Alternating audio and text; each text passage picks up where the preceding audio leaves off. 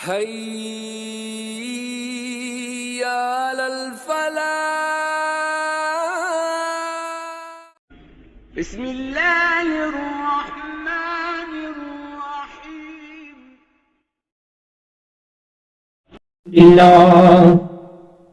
الحمد لله رب العالمين، الصلاة والسلام على سيد الأنبياء والمرسلين. وقد قال الله تعالى في القرآن المجيد والفرقان الحميد: أعوذ بالله من الشيطان الرجيم، بسم الله الرحمن الرحيم. ألف لام ميم صاد. كتاب أنزل إليك فلا يكن في صدرك حرج منه لتنذر به وذكرى للمؤمنين. آمنت بالله صدق الله العظيم. رب اشرح لي صدري ويسر لي أمري يفقهوا ربي زدني علما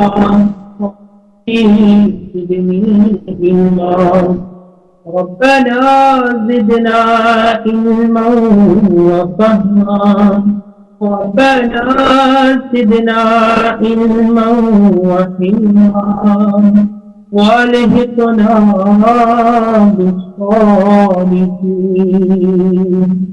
اللهم صل على سيدنا محمد وعلى آل سيدنا محمد وأصحاب سيدنا محمد وبارك وسلم عليكم. ربنا تقبل منا إنك أنت السميع العليم.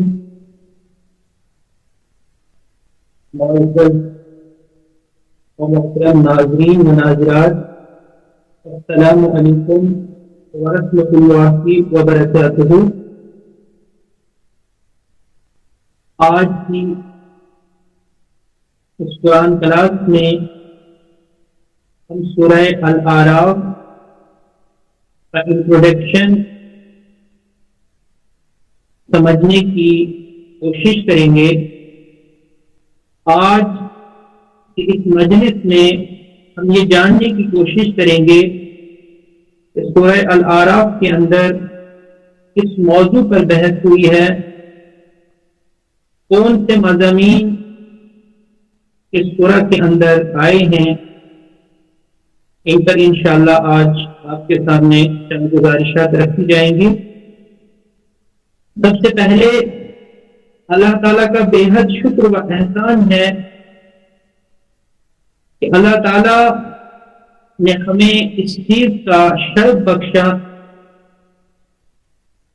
کہ ہم قرآن کی جو لمبی ترین صورتیں ہیں ان میں سے سورہ البقرہ، سورہ آل عمران، سورہ النساء، سورہ المائدہ اور سورہ الانعام کا مطالعہ مکمل کر چکے ہیں. اللہ تعالیٰ کا اس میں ہم جتنا بھی شکر کریں اتنا کم ہے. اس سے پہلے کہ میں سورہ الاعراف کا انٹروڈکشن آپ کے سامنے رکھوں، ضروری معلوم ہوتا ہے کہ اس کا ربط کیا ہے پچھلی سورہ کے ساتھ، وہ بھی آپ کے سامنے رکھا جائے. سورہ البقرہ کا جس وقت ہم نے مطالعہ شروع کیا، سورہ البقرہ کے اندر شریعت کے ابتدائی احکامات جو ہیں وہ ہمارے سامنے بیان ہوتے ہیں، پھر ان ابتدائی احکامات کا رنگ سورہ آل عمران اور سورہ النساء میں نمایاں ہونا شروع ہوتا ہے، اور سورہ المائدہ تک پہنچتے پہنچتے شریعت کے وہ احکام اپنے اختتامی شکل کو پہنچتے ہیں، اور اسلام کے بلند سطحی احکامات یا تکمیلی احکامات سورہ المائدہ کے اندر ہمارے سامنے بیان کیے جاتے ہیں۔ اس کے بعد سورہ الانعام میں ہم دیکھتے ہیں کہ سورہ الانعام کے اندر بھی اہم موضوعات ڈسکس کیے جاتے ہیں، جن میں ہم دیکھتے ہیں شرک کا ابطال، شرک کا ابطال ہمارے سامنے، یعنی شرک کا باطل ہونا ہمارے سامنے بیان کیا جاتا ہے، عقیدہ توحید ہمارے سامنے بیان کیا جاتا ہے، عقیدہ رسالت، عقیدہ آخرت ہمارے سامنے بیان کیا جاتا ہے۔ اسی طرح سے مشرکین مکہ کے جو توہمات تھے ان کی تردید کی جاتی ہے، داعی کو دعوت کے دوران جو اعتراضات کا سامنا ہوتا ہے اس کے مقابلے میں داعی کی روش کیا ہونی چاہیے وہ ہمارے سامنے مبرہن انداز میں بیان کیا جاتا ہے۔ اسی طرح سے اسلامی سوسائٹی کی تعمیر کن اصولوں پر کی جائے یہ چیز بھی ہمارے سامنے بیان کی جاتی ہے۔ اہل ایمان پر، اہل ایمان کو دعوت کے حوالے سے اہم اصول گوشت جاتے ہیں، تو یہ وہ احکامات ہیں حرام میں ہمارے سامنے، اور دیکھتے ہیں کہ حرام اور کے بارے میں مفصل الانعام کے اندر ہمارے سامنے پیش کی جاتی ہے، اور ہمارے سامنے یہ بات بھی رکھی جاتی ہے کہ اصل میں حرام اور حلال وہ نہیں ہے جو انسان اپنے لیے پسند کرتا ہے، بلکہ حلال اور حرام در اصل وہ ہے جو اللہ تعالیٰ ہمارے لیے جو احکامات ہمارے لیے بیان فرماتا ہے، جو حدود اللہ تعالیٰ کی متعین کردہ ہیں، وہی اصل میں ہمیں ان کی پیروی کرنی ہے۔ ہمیں اس چیز کا اختیار نہیں ہے کہ ہم خود اپنے لیے ہم اپنے لیے خود سے حرام اور حلال کی حدود متعین کریں۔ اس معاملے میں مختار کل absolute sovereignty belongs to Almighty Allah alone۔ اس معاملے میں اگر کوئی مختار کل ہو سکتا ہے، اگر اس معاملے میں کسی کی الٹیمیٹ اور ایبسولوٹ اتھارٹی ہو سکتی ہے، وہ ذات باری تعالیٰ ہے۔ سورہ الاعراف کا نام سورہ الاعراف اس وجہ سے رکھا گیا کیونکہ اس میں اصحاب اعراف کا تذکرہ ہے۔ دیکھیے 3 قسم کے گروہ جو ہیں، قیامت جب حشر برپا ہوگا تو 3 قسم کے لوگ ہوں گے۔ ایک وہ لوگ ہوں گے جنہیں جو اللہ تعالیٰ کے نیک بندے ہوں گے، جنہیں اللہ تعالیٰ جنت عطا کرے گا۔ کچھ لوگ وہ ہوں گے جو اپنے جن کے اعمال وزنی نہیں ہوں گے، جو اللہ کے ہاں ناکام قرار پائیں گے۔ اللہم لا تجعلنا منہم، اللہ تعالیٰ ہمارا شمار ان میں سے نہ کرے۔ وہ لوگ جہنم کا ایندھن بنیں گے، وہ اللہ کے ہاں ناکام قرار پائیں گے، اہل جہنم ہوں گے۔ اللہ تعالیٰ ہماری حفاظت فرمائے۔ اور کچھ لوگ ایسے ہوں گے جو بیچ کا گروہ ہوگا، یعنی نہ تو ان کے حق میں جنت کا فیصلہ ہوگا اور نہ جہنم کا فیصلہ ہوگا۔ آپ کہہ سکتے ہیں کہ وہ ویٹنگ میں ہوں گے۔ تو ایسے اصحاب کو اصحاب اعراف کہا جاتا ہے۔ تو سورہ اعراف میں چونکہ ان کا تذکرہ آیا ہے آیت نمبر 47 اور 47 کے اندر اصحاب اعراف کا تذکرہ آیا ہے، اس وجہ سے اس سورہ کا نام جو ہے سورہ اعراف رکھا گیا ہے۔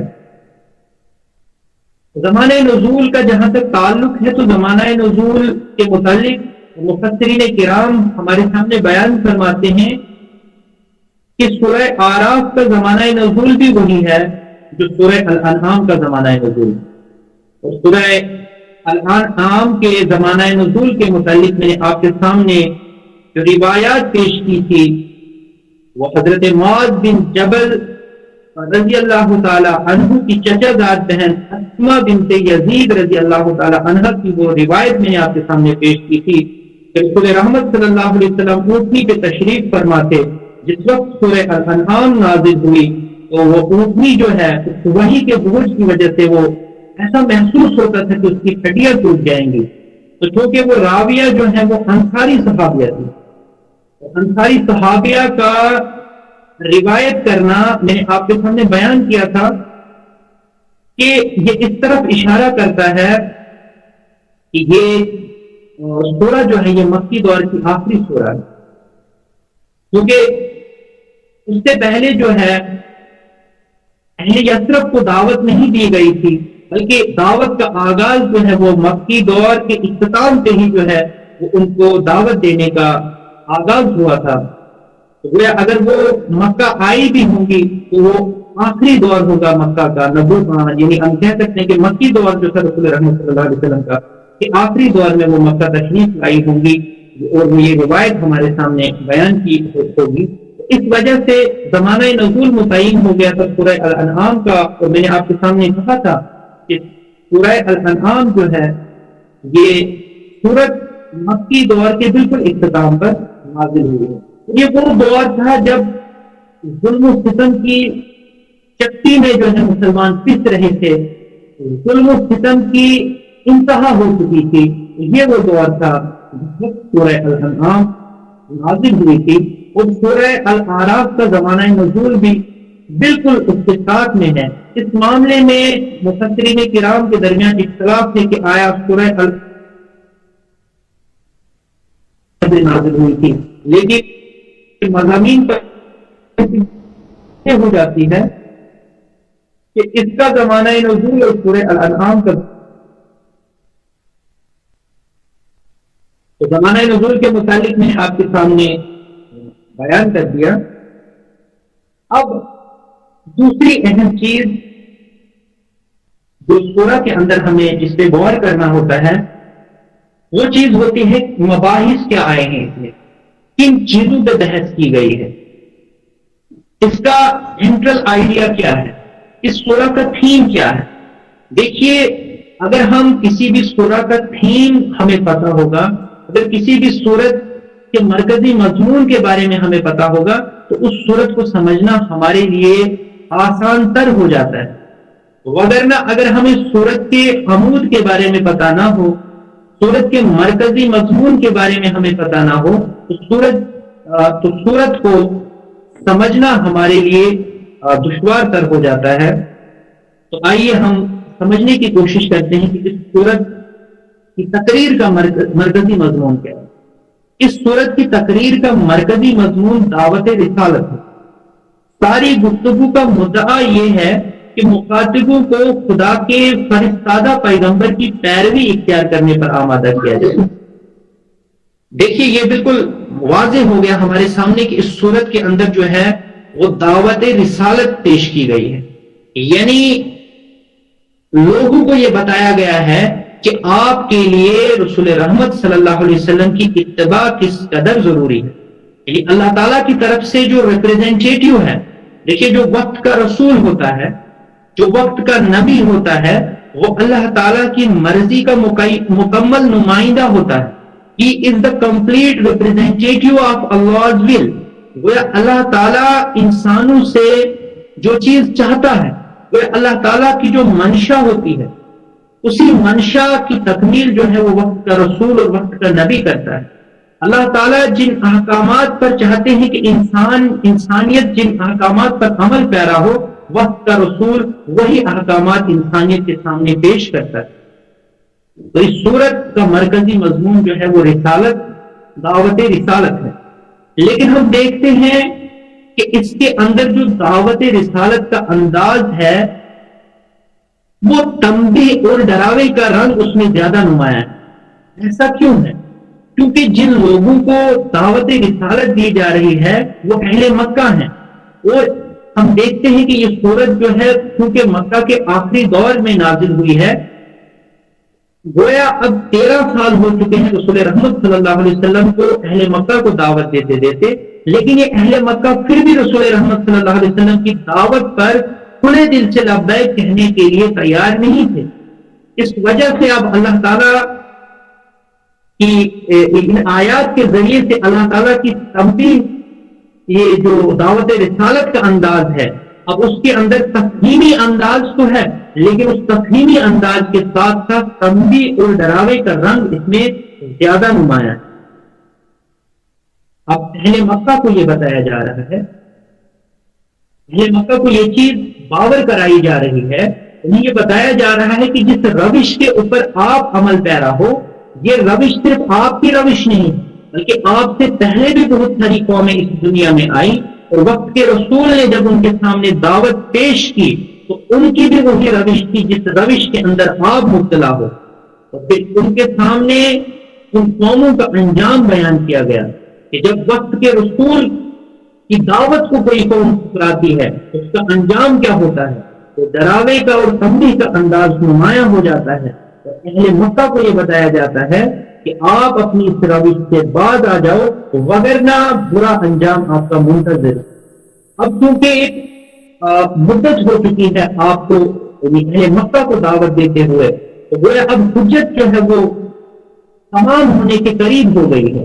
اس لیے اب تقریر کا رنگ جو ہے، اب اس لیے تقریر کا جو آپ کہہ سکتے ہیں، اب تقریر کے آخری حصے میں جو دعوت کا رخ ہے وہ ان سے ہٹ رہا ہے. وہ چونکہ اب حجت جب اللہ تعالیٰ کی مکمل ہو جاتی ہے، اللہ تعالیٰ کی حجت جب مکمل ہو جاتی ہے، تو اب دعوت کا رخ جو ہے وہ اہل مکہ سے ہٹ کر اہل کتاب کی طرف پھر جاتا ہے. اور پھر جب ہم آگے دیکھتے ہیں تو اب نہ صرف اہل کتاب کو بلکہ تمام دنیا کے لوگوں سے خطاب کیا جاتا ہے. گویا یہ اس چیز کی علامت ہے کہ اب آپ کی دعوت کا مرکز و محور صرف اپنے لوگ نہیں. جب رسول رحمت صلی اللہ علیہ وسلم کی دعوت کا مرکز و محور جو ہے قریش کے لوگ تھے، اہل مکہ تھے. اب آگے چل کر ہم دیکھتے ہیں کہ اس تقریر کے اندر، اس صورت کے اندر جو تقریر ہمارے سامنے بیان کی گئی ہے، اس تقریر کے اندر آپ صلی اللہ علیہ وسلم کی دعوت جو ہے وہ تمام لوگوں پر محیط ہو جاتی ہے. وہ دنیا کے تمام لوگوں کو دعوت دی جاتی ہے. وہ یہ اس چیز کی نشانی ہے گویا آپ صلی اللہ علیہ وسلم کی ہجرت اب قریب. گویا آپ کی دعوت جو ہے وہ کنفائنڈ نہیں رہے گی صرف اپنے لوگوں تک، بلکہ آپ کی دعوت جو ہے وہ وسعت اب اس کے اندر آنے والی ہے. گویا آپ صلی اللہ علیہ وسلم کی ہجرت جو ہے وہ قریب ہے. تو یہ اس تقریر کے اندر تمام لوگوں کو دعوت دینا آپ صلی اللہ علیہ وسلم کی طرف سے، تمام لوگوں کو مخاطب ہونا آپ صلی اللہ علیہ وسلم کی دعوت کا، یہ اس چیز کی علامت ہے کہ ہجرت بھی قریب ہے. اسی طرح سے ہم دیکھتے ہیں کہ دوران تقریر جو ہے خطاب کا رخ جو ہے وہ یہود کی طرف بھی پھر گیا ہے. یعنی یہود تھے انہیں بھی دعوت دی گئی ہے. اس لیے ساتھ ساتھ دعوت رسالت کے اس پہلو کو بھی واضح کر دیا گیا کہ پیغمبر پر ایمان لانے کے بعد اس کے ساتھ منافقانہ روش اختیار کرنے کا کیا انجام ہوتا ہے. تمام انسانوں کو تا قیام قیامت یہ چیز باور کرائی گئی، انہیں یہ چیز واضح انداز میں ان کے ذہن نشین کرائی گئی کہ جب آپ پیغمبر پر ایمان لاتے ہو اور ایمان لانے کے بعد منافقانہ روش اختیار کرنے کا انجام کیا ہوتا ہے. اسی طرح سے تمام انسانیت کو یہ بتایا گیا کہ سما و طاعت کا عہد استوار کرنے کے بعد اسے توڑ دینے کا انجام کیا ہوتا ہے.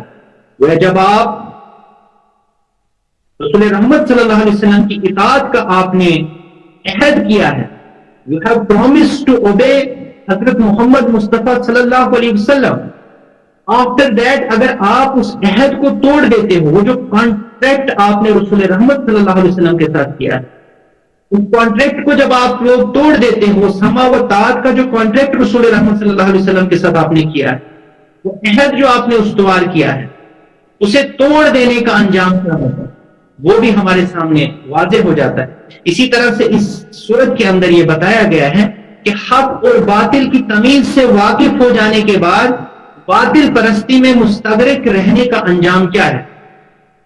جب انسان حق و باطل کی تمیز سے واقف ہو جاتا ہے، جب اسے معلوم ہو جاتا ہے کہ حق کیا ہے اور باطل کیا ہے، تو اس کے بعد بھی اگر ایک انسان باطل پرستی میں مستغرق رہتا ہے، باطل پرستی میں غرق رہتا ہے، تو اس کا انجام کیا ہوتا ہے؟ اسی طرح سے سورت کے آخر میں نبی صلی اللہ علیہ وسلم اور آپ کے صحابہ کو حکمت تبلیغ کے متعلق چند اہم ہدایات دی گئی اور خصوصیت کے ساتھ انہیں نصیحت کی گئی ہے کہ مخالفین کی اشتعال انگیزیوں اور چیرہ دستیوں کے مقابلے میں صبر و ضبط سے کام لیں۔ یہ بہت ہی اہم چیز ہے جو اہل ایمان کو بتائی گئی ہے۔ حکمت تبلیغ کے متعلق انہیں یہ بتایا گیا ہے کہ ہمیشہ سے یہ رہا ہے، جیسے شاعر نے بھی کہا ہے کہ ستیزہ کار رہا ہے ازل سے تا امروز، شرار بو لہبی سے چراغ مستقبی۔ یہ ہمیشہ سے یہ چیز رہی ہے، حق اور باطل کی کشمکش جو ہے ہمیشہ سے رہی ہے اور ہمیشہ رہے گی۔ کہ تا قیامت جہاں پہ حق ہوگا وہاں پہ باطل کا ہونا بھی ناگزیر ہے، جہاں پہ پھول ہوتے ہیں وہاں پہ کانٹوں کا ہونا بھی ناگزیر ہے۔ وہ اس چیز سے ہم انکار نہیں کر سکتے۔ تو اہل ایمان کو یہ چیز بتائی گئی ہے، خصوصیت کے ساتھ انہیں یہ نصیحت کی گئی ہے کہ مخالفین اگر آپ کو اشتعال دلائیں، اگر مخالفین آپ کو انسٹیگیٹ کریں وائلنٹ ہونے کے لیے، اگر مخالفین آپ دعوت کے دوران مخالفین آپ کو سٹیمولیٹ کریں غلط چیز کرنے کے لیے، تو آپ نے انسٹیگیشن میں نہیں آنا ہے، آپ نے اشتعال انگیزی کے اندر کوئی غلط قدم نہیں اٹھانا ہے، بلکہ اہل ایمان کو یہ بتایا گیا کہ بلکہ اس کے مقابلے میں آپ کی اس کے بالمخالف آپ کی روش یہ ہونی چاہیے کہ آپ کو صبر و ضبط سے کام لینا ہے۔ آپ نے اپنے جذبات پر قابو پانا ہے اور جذبات کے ہجان میں مبتلا نہیں ہونا ہے اور کوئی ایسا قدم نہیں اٹھانا ہے جس سے اصل مقصد کو نقصان پہنچے۔ تو یہ کے اندر بیان ہوئے ہیں۔ اللہ تعالیٰ ہم دعا کرتے ہیں کہ اللہ تعالیٰ ہمیں اس سورہ کو سمجھنے کی توفیق عطا فرمائے۔ اس سورت کے احکامات جو آئندہ دروس میں ہمارے سامنے پیش کیے جائیں گے، خاص طور پہ دعوت رسالت کے متعلق جو احکامات ہوں گے، اور رسالت کے متعلق میں آپ کو یہ بات بتاتا چلوں کہ رسول رحمت صلی اللہ علیہ وسلم کی محبت، رسول رحمت صلی اللہ علیہ وسلم کا عشق جو ہے اس مرکزی حیثیت ہے دین اسلام میں۔ اس لیے کسی شاعر نے بخوبی اس کا حق ادا کیا ہے اپنے شعر کے اندر کہ محمد کی غلامی دین حق کی شرط اول ہے، اسی میں ہو اگر خامی تو سب کچھ نامکمل ہے۔ اور علامہ اقبال رحمۃ اللہ علیہ جواب شکوہ کا آخری شعر ہمارے سامنے رکھتے ہیں کہ کی محمد سے وفا تو نے تو ہم تیرے ہیں، یہ جہاں چیز ہے کیا لوح و قلم تیرے ہیں۔ اور رسول رحمت صلی اللہ علیہ وسلم سے محبت کی یہ چیز ہے کہ وہ پاکا کش کے موت سے ڈرتا نہیں ذرا، روح محمدی اس کے بدن سے نکال دو۔ مکرم محترم و مکرم ناظرین و ناظرات، رسول رحمت صلی اللہ علیہ وسلم سے محبت، رسول رحمت صلی اللہ علیہ وسلم سے ہمارا عشق، یہی وہ جذبہ ہے جو ہمیں دین اسلام پر کاربند رکھ سکتا ہے۔ اگر کوئی خطر مجھ کو تو اس امت سے ہے جس کی خاکستر میں ہے اب تک شرار آرزو۔ ابلیس اپنی مجلس شورا کے اندر اپنے چیلوں چاٹوں سے جب یہ بات کر رہا ہوتا ہے تو وہ اہم چیز جو وہ اپنے چیلوں سے بیان کرتا ہے وہ یہی کہتا ہے کہ اگر کوئی خطر مجھ کو تو امت محمدیہ صلی اللہ علیہ وسلم سے ہے۔ کیوں؟ کہ اس کی خاکستر میں ہے اب تک شرار آرزو۔ وہ شرار آرزو کیا ہے؟ اب دیکھتے ہیں کہ جب ایک آگ جو ہوتی ہے، ہمیں بظاہر لگتا ہے کہ آگ بجھ چکی ہے، ہمیں راکھ کا ڈھیر معلوم ہوتا ہے، لیکن اس راکھ کے ڈھیر کو جب آپ ہاتھ لگائیں گے تو آپ کا ہاتھ جل سکتا ہے، کیونکہ اس کے اندر کچھ شعلے ابھی بھڑک رہے ہوتے ہیں۔ وہ شعلے کیا ہے؟ وہ شعلے رسول رحمت صلی اللہ علیہ وسلم سے محبت ہے۔ یا اگر ابھی ہمارے دلوں کے اندر رسول رحمت صلی اللہ علیہ وسلم سے محبت کا جذبہ سلامت ہے، اگر عشق رسول صلی اللہ علیہ وسلم ہمارے دلوں کے اندر مستحضر ہے، اگر رسول رحمت صلی اللہ علیہ وسلم کے لیے مٹنے کا جذبہ ہمارے اندر ہے، تو آپ یقین جانیے کہ دین اسلام پر کاربند رہ سکتے ہیں۔ وگرنہ اگر رسول رحمت صلی اللہ علیہ وسلم سے عشق جو ہے وہ ہمارے اندر سے رخصت ہو جائے تو پھر وہ پاکا کش کے موت سے ڈرتا نہیں ذرا، روح محمدی اس کے بدن سے نکال دو۔ اللہ تعالیٰ سے دعا ہے کہ اللہ تعالیٰ ہمیں ان باتوں پر غور و فکر کرنے کی توفیق عطا فرمائے۔ اللہ تعالیٰ اللہ تعالیٰ قرآن پاک کو ہمیں اپنے سینے سے لگانے کی توفیق عطا فرمائے. اللهم اجعل اللهم آنس وحشتنا في قبرنا اللهم ارحمنا بالقرآن العظيم واجعله لنا إماما ونورا وهدى ورحمة اللهم ذكرنا منه ما نسينا وعلمنا منه ما جهلنا وارزقنا تلاوته آناء الليل والنهار واجعله لنا حجة يا رب العالمين. والسلام عليكم ورحمة الله وبركاته. اللہ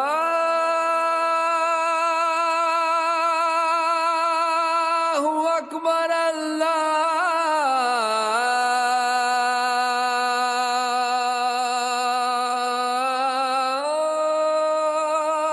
اکبر.